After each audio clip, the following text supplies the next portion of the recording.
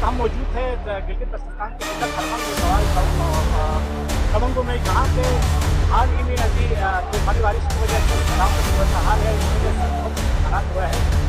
कटो रोड मुकम्मल बंद है। यहाँ हम तमंगू मंजिलों के मुकम्मल शहर काफी बंद करके यहाँ पे एहतजाज कर रहे हैं।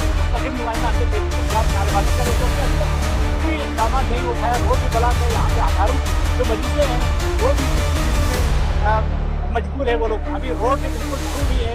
तकरीबन आधा किलोमीटर तक रोड खराब हो गया है, कोई पूछने वाला नहीं है। यहाँ पे मकीने यहाँ पे एहतजाज करने तो मजबूर है। रोड मुकम्मल ब्लॉक है। यहाँ पर दिल्ली इंतजामिया पहुंचा हुआ है, रोड भी मजबूर है। कोई मशीनरी सरकारी अभी तक नहीं पहुंचा। 1122 से यहाँ पे पहुंचे हुए हैं।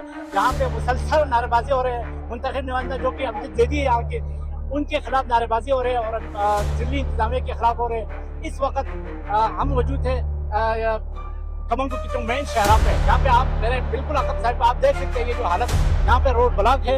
अवाम की जानिब से पुरजोर एहतजाज कर रहे हैं और कह रहे हैं कि जल्द से जल्द रोड बहाल करें और उनका जो नुकसान हो उनका अदालत करें।